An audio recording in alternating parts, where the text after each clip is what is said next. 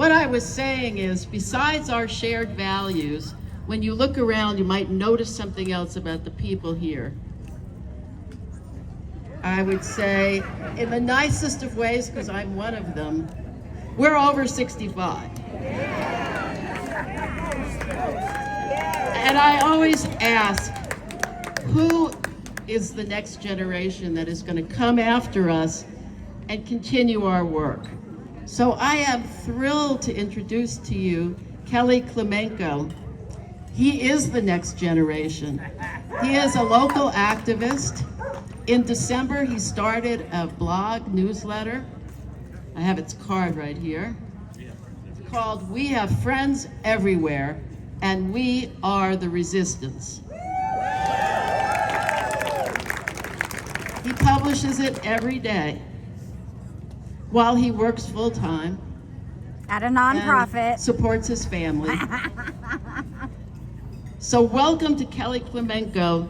We owe him a lot, and we're going to owe him more when he steps in to replace us and brings all of his friends and his age compatriots to do the work that we're doing. Here's Kelly.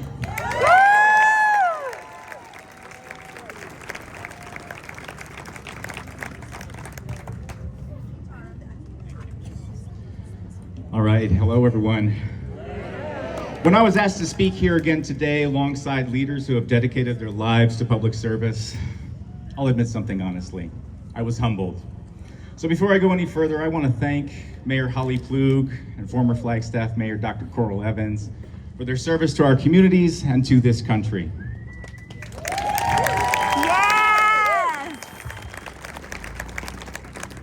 Public service is not easy, and leadership takes courage. And I'm grateful to stand here today alongside two women who have spent years doing that work. Because the truth is, I am not a politician. I've always been an artist. Most of my life has been spent thinking about creativity, art, science, and the natural world. It's one of the reasons I live in Sedona. And that's exactly the point. Democracy was never meant to belong only to politicians. It belongs to all of us. And sometimes that means ordinary people have to stand up, speak out, and defend it. So I've been speaking out. And over the past year, I've heard something over and over again. Be careful what you say. You'll get put on a list. You're so brave for telling the truth. But that's exactly how authoritarian systems work. They want people to be quiet. They want people to be afraid. They want people to believe that speaking up is dangerous. But I don't operate on fear, and neither do the people standing here today. Because the truth is simple. In America, there are no kings.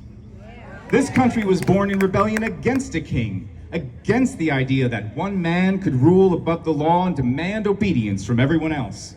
The founders rejected that. They believe leaders must answer to the law, just like the rest of us. But right now, that principle is being tested. And what we're being told over and over again is that this is just politics. That we should tolerate different views. That we shouldn't let politics ruin relationships. Wrong. That we should just not talk about it. And that used to make sense when politics was about taxes or infrastructure or policy differences. But that's not what this is anymore. Because the argument now isn't about policy. It's about cruelty. It's about whether millions of people should be rounded up and deported. It's about whether children can be abused while people continue to make excuses. It's about whether those who exploit the vulnerable and those who enable them will ever be held accountable. It's about whether the rule of law matters at all. And at some point, that stops being a political disagreement.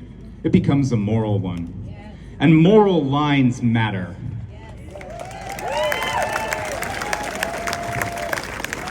You cannot support cruelty and expect everyone around you to treat that as normal. You cannot defend corruption and still expect social comfort. You cannot excuse authoritarian behavior and assume the rest of us are simply going to shrug and pass the potatoes at dinner. There is a line, and many of us have reached it. Not because we enjoy conflict, not because we want to divide communities, but because pretending this is normal has already done enormous damage. Yeah. And many of us have felt that pressure from friends, from family, from coworkers. But there comes a point where silence becomes part of the problem.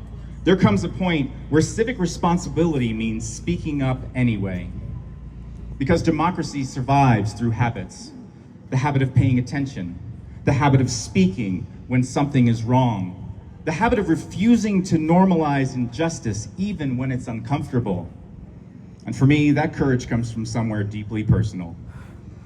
I'm a first-generation Ukrainian American.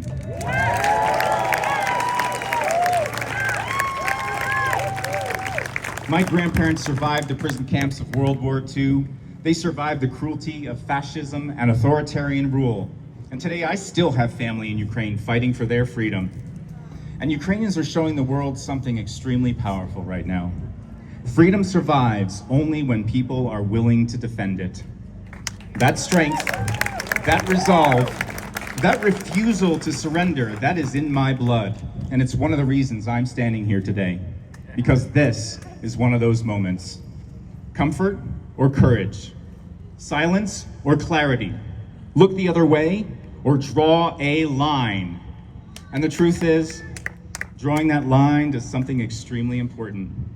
It reminds people that their choices have consequences. And it creates space for a different kind of community, one built on dignity, on accountability, on the belief that democracy is supposed to protect people, not terrorize them. And when you stand on that line long enough, something else becomes abundantly clear. You are not standing there alone. Not here, not in this community, not in this country.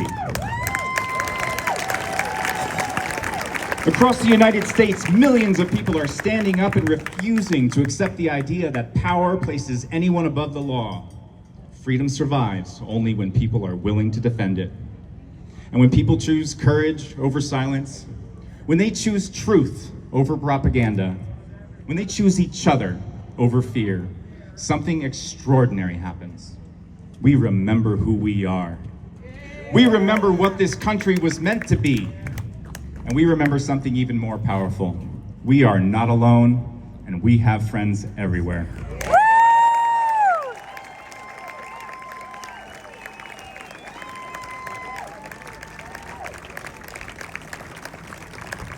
Thank you. Well, if that doesn't inspire you, I don't know what will.